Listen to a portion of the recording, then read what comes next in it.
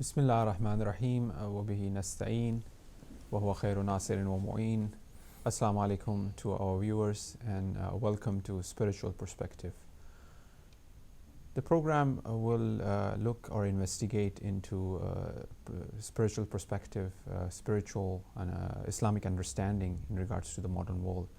What we see today, it's about 2 centuries. The world of Islam has confronted the assault of alien culture and worldview, which have challenged the very tenets of Islam, have challenged Islam, and this assault also have even destroyed much of Islamic civilization, not only by its worldview or by its perception in regards to the reality or to the world, but also this destruction have come through unfortunate Muslim hands under the name of progress and development. When we look at Islam today, we find that how it's been intruded or how it's been invaded with this foreign or alien perceptions in regards to its reality.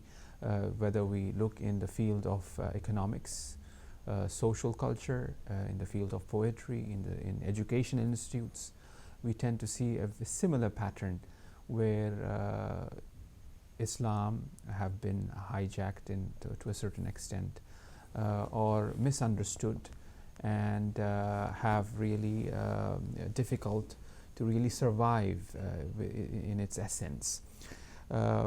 We see this confrontation amongst the many different faces through different personalities as well, unfortunately. So we would like to look into what can be done in order to really understand the challenges that Islam is facing today, and how can we come to a deeper understanding of Islam by which we could answer and by which we could face this challenge, the modern society that we face today, and where we should really fall. So in order to discuss that, we have invited in our studio Sheikh Ahmed Hanif, who is with us today, and we both will be looking at different principles through which we could attend to this challenge. Sheikh, what is your overall or general understanding with your experience, what you have seen in terms of the modern society today and Islam, and particularly as this program is geared towards the youth and intellectuals? How do you evaluate the current situation? I think first of all, Bismillahir Rahmanir Rahim. I think first of all, we have to clarify what you mean by modern. One of the most popular ideas of modern is basically contemporary. Living in the same time of the present. You see, another meaning of modern, I think, which is what we want to cover here, okay, is a type of thinking. A type of thinking that originated in the West. Not that it didn't happen in different parts of the world, but it originated as a movement, as a wave in the West, which is basically a type of evolutionist type of thinking, where they think, the modernists think, that we progress, and that the man of today is more advanced, more superior than the man of yesterday, and that religion characterizes the man of yesterday. It characterizes the man who did not have scientific knowledge, and therefore had to invent, how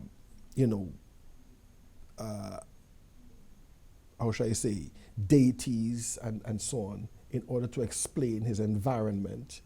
And now, with greater wisdom and understanding, we no longer need religion.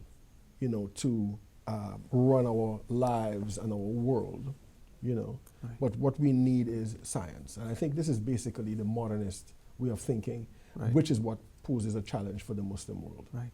But as Islam being the last of religion, that's why we kind of tend to focus on Islam. However, it's a challenge not only to Islam, but to all of humanity as such in regards to this modern principle where the science is taking the place of deity. Right. Exactly. Right. And at this, having said that, when you were mentioning in regards to the Western, the origination of this thought or this ideology is the West. However, today with the global culture, we find that it is everywhere and within the Islamic bed, within the Right. Islamic cosmos, that even people with this modern, so to speak, or the understanding of the progress and development, they tend to cause that sort of damage to the core Islamic principles and belief and ideology. This challenge was there in the past as well, or is just that we are facing today? Well, I think this challenge is a unique challenge, really. Because if you look at before the modern period, and when we say the modern period, we're talking about maybe Before Renaissance. before the Renaissance, Right. right? Before like 1500. Right. Okay. When we looked at the powers that challenged the Islamic world, okay, they were all religious powers. They all were governed by religion. You see, okay. They were all traditional, one can say. In this world today, what we have is a sort of an aberration, really. Okay, this is the first time in history, okay, in written history at least, where we have an avowedly atheistic type of secularism, okay, that aims at whittling down the power, the influence of religion until it becomes merely a personal belief.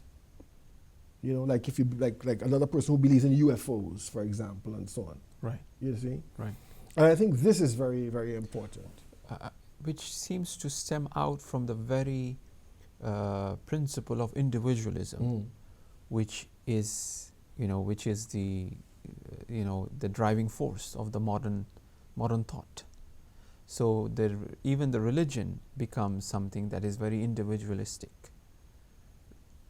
Do you see?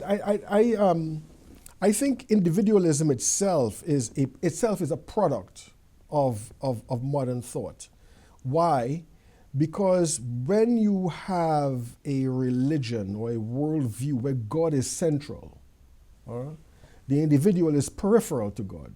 The individual gains his or her importance by virtue of their relationship with God. You see? When you do away with God, what you are left is what we call Promethean man. Man the giant, man the superhero, and I think on that level, individualism becomes paramount. Yeah. Right. But when you were talking about Renaissance, which is 1500, we still find within the Islamic universe, if you want to call, or within the Islamic culture or Islamic civilization, scholars or even people or the society was pretty satisfied with what they have compared to the Muslim society today, like how they tend to follow the Western sort of value system compared to 15th, 17th, 18th century. I think this is because of the internationalization of a Western value system. In that time, before the Renaissance, for example, you had different spheres of influence. Okay, you had a Christian sphere, in the West. You had a Buddhist and a Taoist sphere in China and Vietnam and these places. you had a Hindu sphere in India, and so on. Okay? And of course, civilizations would expand, and thus expand their sphere of influence, right? But what we have right now is basically a sort of international or universal type of ideology, of worldview, okay, that comes into a society in disguise, as the way for progress, as the way to cut down your death rate, Right. As the way to Right. cut down on birth deaths, as a way to cut down on diseases, as a way to build things and so forth, Right. But when it comes into that society with that type of mask, okay, it also comes with is, look, our principles, which are fundamentally non or anti-religious principles, are the source for our progress, you see? And they look back on their own subjective history, right, of Christianity in Europe to prove that, you see? So a kid is going to be going into university, let's say in India or China or someplace like that, okay? They're going there to learn a Western way of practicality, but in the process, they get a Western worldview or a modernistic worldview, that goes against a large part of their previous traditional beliefs. I mean, when we look at as we were talking about the previous Muslim society or Islamic society, we find there's some sort of satisfaction that they had within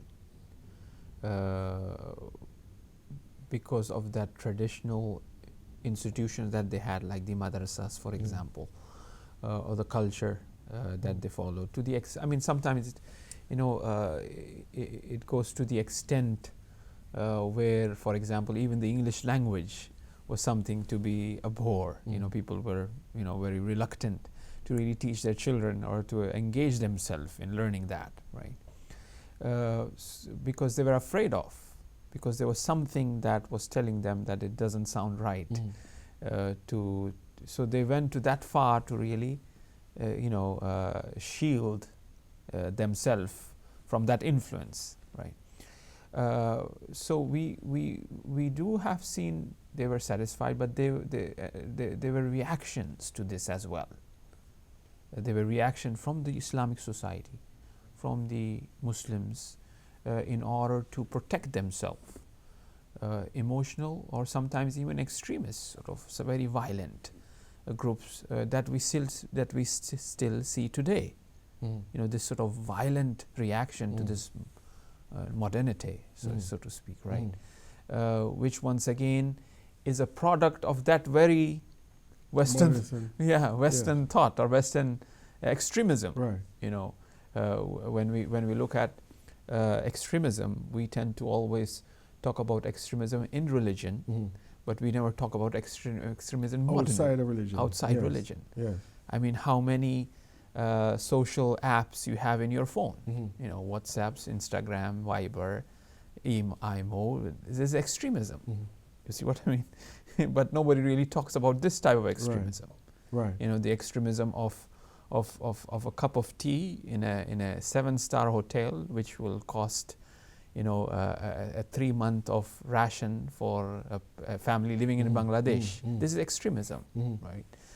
Where a person working in NASA or a cancer research, 18 hours a day, but someone who, Prince of Brunei or somebody who just spends the money, this is extremism. So what I'm trying to say is that even the extremism that we find within Islam as a response to this sort of invasion or to this sort of alien culture or this worldview, which is a materialistic worldview, or the modern worldview, is also insufficient to really provide or to face this challenge. Yes. It's going to fade away. So what do you think that, what sort of approach is required? I think, it's insufficient because many of them do not have a deep enough intellectual response to this particular phenomenon, So the reactions are always, would tend to be more superficial, right? The reactions would be, for example, not learning English, right? It's a superficial action because, what happens is eventually these ideas become translated into your mother tongue, the language of your mother tongue, violent reactions against, for example, let's say British colonialism and so on, okay? Again, are in response to largely social phenomena that are the result of this type of domination, right? When you look at, for example, even contemporary extremist types of behavior in the Muslim world, there's a very strong argument, okay, that these movements actually serve Western interests, right, for example, or modern interests, right? But yes, I think the very important thing is to be able to pick apart, the apparent principles and sources upon which this type of thinking takes place. Yeah. Right. So what you're saying is that it requires a deeper understanding of core principles of Islam, which will basically, requires a perspective. Yeah. I would be careful using the word new. Yeah. The traditional perspective, Yeah. the Sunnah and the Quran, in a more of a sincere way, where it avoids any sort of sectarianism, because sectarianism itself is a modern concept. Right, exactly. So more emphasis on the unity, which we tend to lack among the Muslim sort of arena, in different sects where they are sort of confined to their own sects. And it requires that sort of approach where one appreciate other sects and their sort of methodology or their approach, keeping in mind, their sort of methodology or approach doesn't have those modern sort of methodologies within, which tend to once again cut the roots of its own tree. So more of a deeper approach. So where can we really start, you think? Very interestingly, Syed Hussein Nas is quoted to have said, they have Western Orientalists who study Islam from a Western perspective, but we don't have Muslim Occidentalists who will study the West from an Islamic point of view. Right. You see? Where do we start? I think one of the first places I think we should start. But Muslims are, because too much influenced by the West, that's why we don't, unfortunately. That's a very good question, right? But I think one of the places where we must start is by discussing the nature of reality. Okay? Which would involve, for example, what is reality, right? This present physical reality that we have in this physical universe, okay? How do we understand its origin, okay? How do we understand the forces that keep it together, And how can we relate to this force, really, you see? I think this is where we stand. We have to begin, as like in the Islamic discourse about Tawheed. I don't think anybody anywhere in the world would dispute the fact that the reality that they can see at this point is a unified reality. Okay? And so it must come from a unified source. you see, and that source must have in itself all the possibilities of that particular reality. Otherwise, if not, then those possibilities would have no reason to exist. You see? So if, for example, in this reality we have the possibility and the appearance of intelligence and consciousness, then the source of this must have the highest level of consciousness and intelligence. Right. You see what I'm saying? So I think we need to really start there. Right. Okay? I think from there, we need to get into the discussion of who is a human being? What is a human being? Right. You know, and answer those very important, or attempt to answer these very important questions, metaphysical questions. Why am I here? Where did I come from? And where will I be going? Right.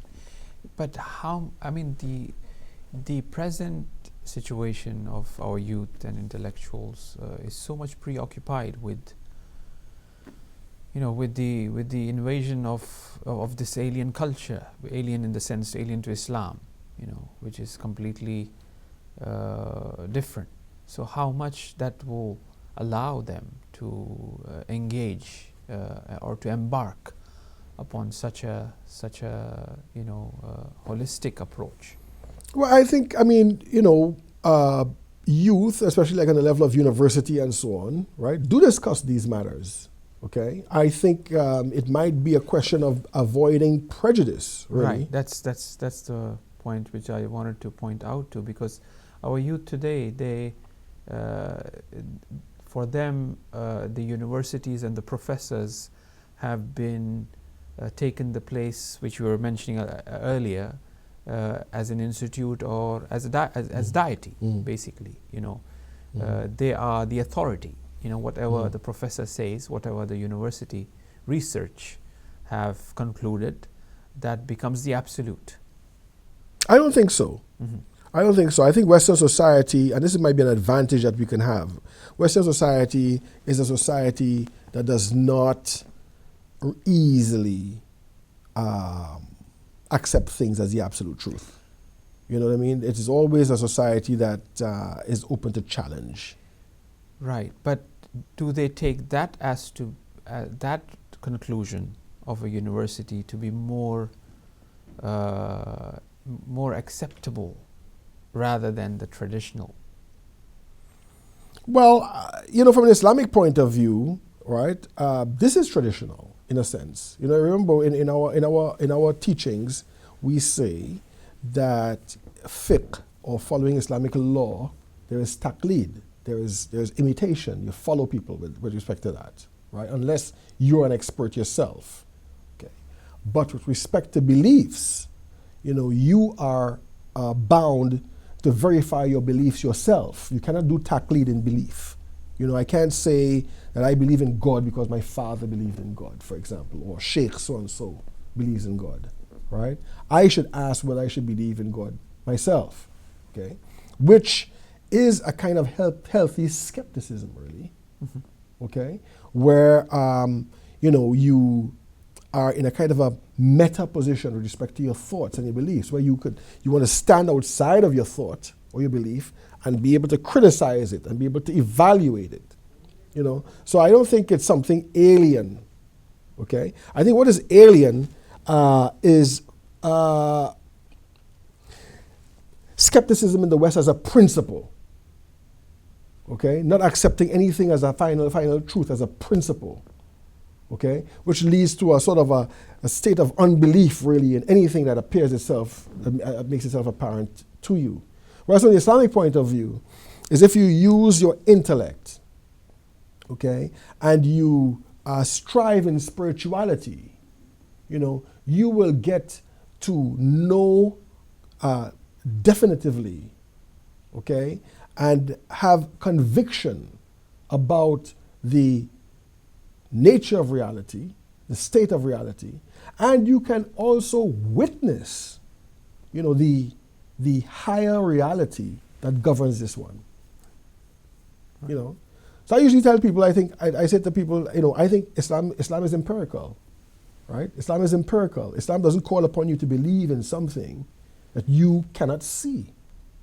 You know, to quote Imam Ali alayhi salam, who says, I cannot worship a God I cannot see. And somebody asked him what does he mean by seeing? And he said, I don't see with my eyes, I see with my heart. You see? And I think Islam is about that. Islam is about us getting to know God, right? And in us knowing God, not on a theoretical basis, like I know there's a mountain in Iceland somewhere because I read about it, okay? But knowing God in terms of in a presential way, to be actually in the presence of God and to feel that, okay? And I think this is a kind of an empirical aspect. Yeah, it's another way of knowing about the ultimate reality. Right.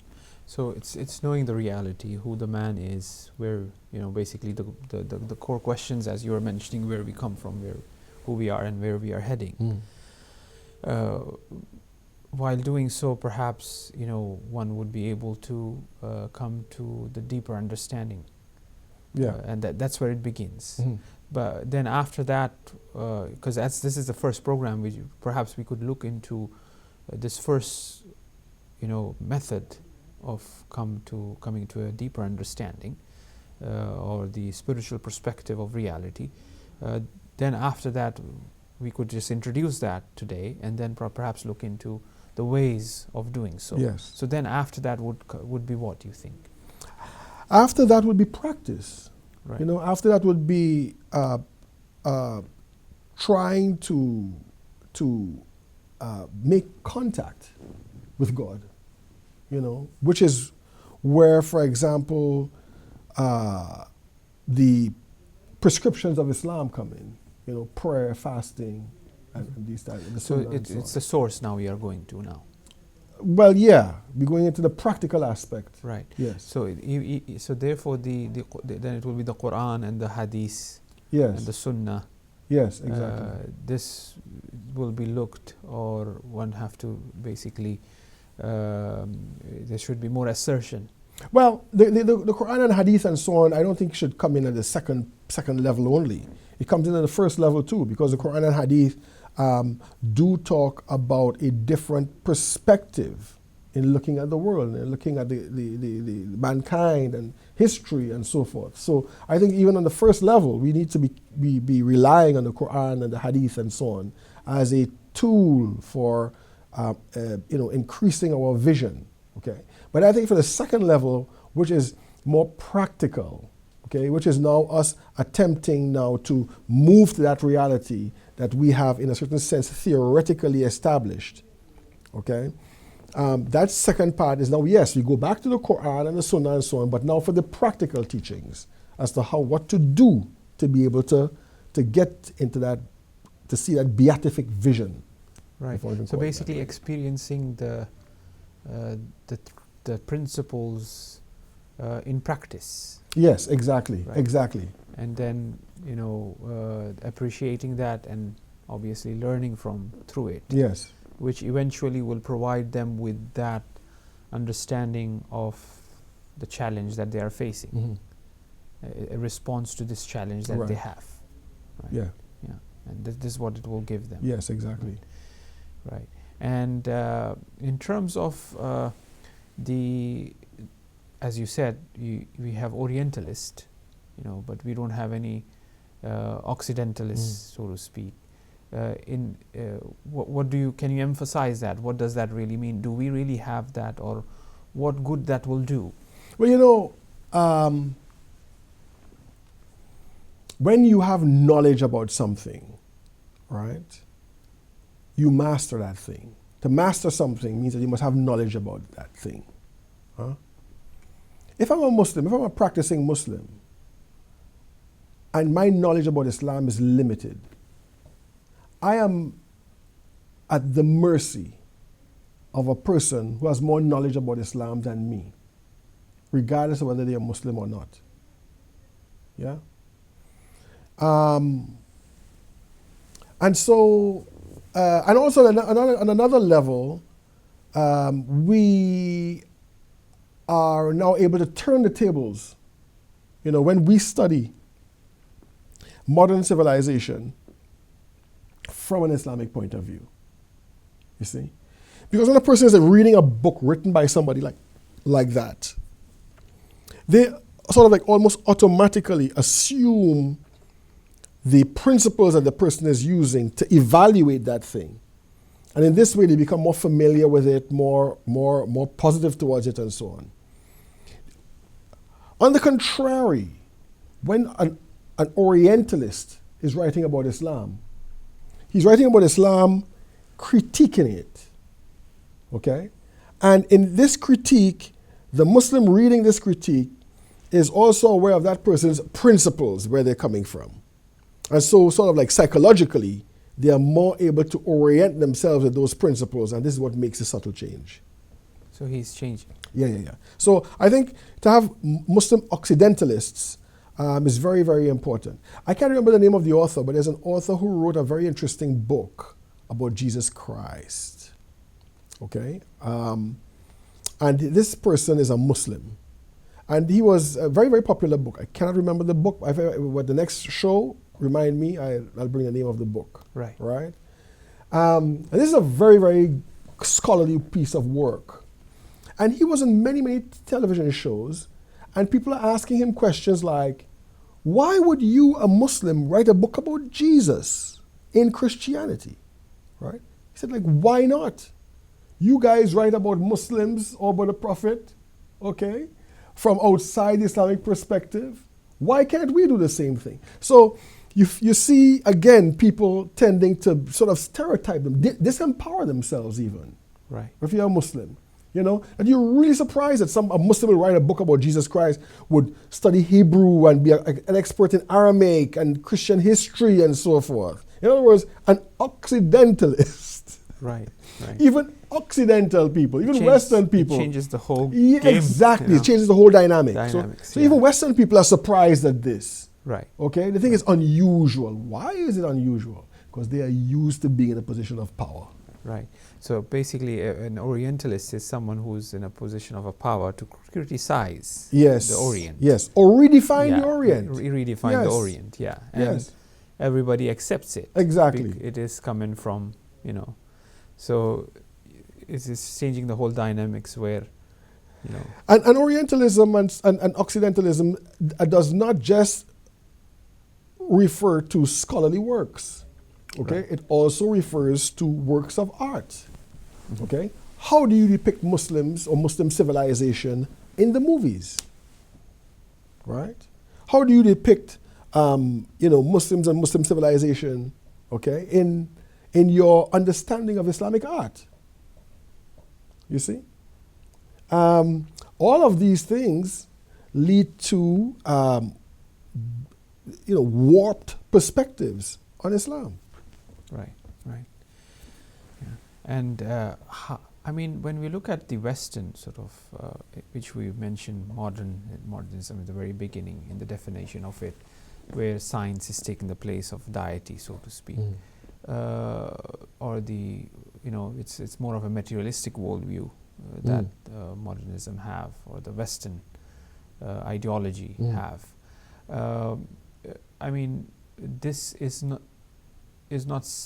This will not suffice enough, or this is not sufficient enough for Muslims to really critique or understand the West, or same applies for those who are Orientalists, for example. What isn't sufficient? That the worldview or modernism is where materialism or material madde is the main driving force, is the essence rather than God, rather than spirituality. Yes. So this principle belief is not sufficient enough, but you want them to really go to the intricacies, the minute detail of the modern principle, and then having a critique on it. Yeah, I have a very good example, okay, about materialism. You're mentioning, for example, this new religion, for example. I think it's absolutely correct, right? But look at this materialism. How do they look at nature, right? What kind of attributes do they give to nature? They give the same attributes to nature and the material world as they give to God, okay? For example, they talk about nature as something that thinks, as a consciousness, right? Nature doesn't allow such, right? Nature always would reestablish a balance. Okay, they think about the modern world, about not modern world, about the materiality of the cosmos as eternal. It has no end. Okay, and it doesn't have any beginning really. Okay, the Big Bang is not a beginning. It's something that was... Yeah, it's a beginning in space and time. Right, right. Okay, but space and time did not originate with the Big Bang. Right. You know, space and time as something expanded and apparent is, but it was once collapsed into that particular infinitesimal point at one point. It still existed. Right. You know, so how they talk about nature, they actually give nature divine characteristics. You see? So, yeah, I mean, from an Islamic... But they don't want to accept that as God. Yes, exactly. Or they treat nature as God. Yeah, they treat nature as God. Right. And they don't want... But they can't call it God. That equation is without God. Yeah. You know? They might be much more susceptible to calling nature a goddess, though.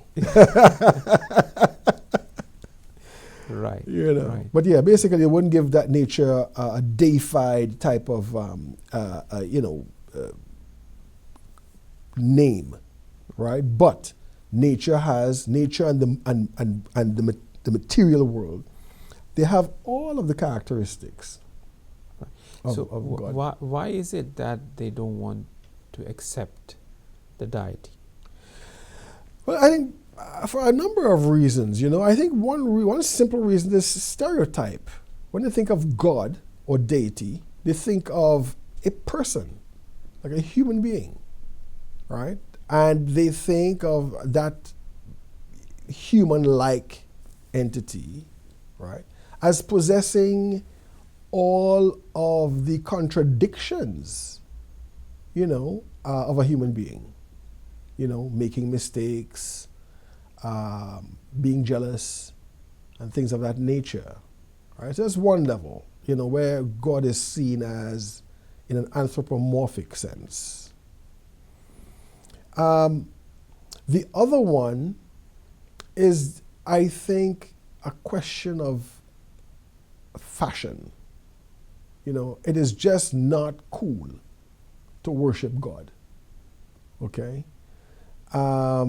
Because this is the consequence of making this consideration, of thinking about God. Right? I think the other thing is their method of acquiring knowledge cannot apply to God. Their method of acquiring knowledge is gathering things and subjecting them to scientific tests. Right? Whereas to establish on a experiential sense the existence of God, in other words, having a personal relationship of God, requires one to change oneself, not necessarily manipulate things in the outside world, right? But manipulate oneself, you know, to be able to get there. And it just does not fall into their idea of the method for acquiring truth. Right, and also the question of obeying. Yes, obedience to God. Obedience to God, which will restrict them from many of those things which they would like to do, for example. Yeah. Because it will put an end to many of those exactly. things. Exactly. Yeah. I think we have approached to the end of the program, so I'll just do a brief conclusion, and you could also perhaps help me, you know, point out to those things which we kind of pointed out tonight. As this was the first program, we kind of introduced it, where we talked about Islam, is assaulted or is facing challenges of the modern time, the modern world, and many of these modern worldview have destroyed or is destroying the Islamic civilization. This destruction is perhaps not as a conspiracy as such, like it's the Western sort of thing, but we see the same ideology or understanding amongst the Muslims themselves under the name of progress and development, thinking that this is what Islam is, have destroyed, cuts its own sort of branches and roots. So what is required is an assertion of that faith, of that tradition, a deeper understanding, or if you want to call it a spiritual perspective of Islam, in which you pointed out to the reality, where we look at the reality, have a new or a true perspective of that. And perhaps this will lead us to really understand or redefine the worldview, the Western worldview, the Western ideology. In that, you also pointed out to the what do we really mean by modernism, where you have asserted that it is really the science which takes place of the deity, basically, right? And science becomes God, so to speak. Material and matter is the essence of this worldview. That's what it matters. Then we also pointed out to why is it that or what is required. We also pointed out to the Orientalist and the Occidentalist, where it's needed sort of the Occidentalist who would look at the Western ideology, the Western culture, the Western values, and perhaps look at how they define nature or how they define matter, how they talk about space, for example. And we tend to see a pattern within it, which is the awsaf, the qualities, the divine qualities, as attributed to that very phenomena that they are facing. For example, the mystery itself, there's certain things that there's no answer to. It's a mystery. Where we tend to look at the Islamic perspective, we tend to find, God as something that is very mysterious and something that is who. So we pointed out to these things, and if you want to add something, perhaps as a punching line. Just a mystery, God is a mystery. It is true. But I think people overemphasize the mysterious aspect of God. Because I think if you really completely overemphasize the mysterious aspect of God, you come to the conclusion that you can never know God. Right? That's an agnostic position. But I think if you look at ourselves, all right, now, I can't see in your soul. Your soul is a mystery to me. But I can't say because I don't know your soul well enough, right? I don't know you. I know who you are in terms of how you present yourself to me, your presentation of yourself. I think it's the same with God. God presents himself to us, in his creation, in us experiencing his presence when we try to come close to him, right? But yes, God is a mystery. You see, a lot of things that are mysterious for us, but are not mysterious for us, for each other, will be mysterious for God. For example, I was born of parents. God wasn't born of parents. Okay, the question of God or being originated is irrational. You see, so I think we can know God basically, right? And basically, the Western society says we cannot. If God does exist, we can't know him, which is agnosticism, or God doesn't exist. Right. Yeah. And if you look at as you pointed out earlier in regards to, the awsaf, the qualities that they give to matter, to nature. When it comes to nature, when it comes to science, there are many strings that are, it's untied strings there. There's no answers there. And it just happens, that's how it is. But when the same thing comes in regards to God, it's refuted. Right. It's not accepted. It's rejected. Right. This is a typical hypocrisy. Yes, exactly. God is, they won't accept God as a designer, but they'll accept nature as a designer. Right. Yeah. Yeah. Yeah. Yeah. And if something happens within the nature which contradicts to the nature, Yeah. so to speak, they will say that, well, it happens sometimes.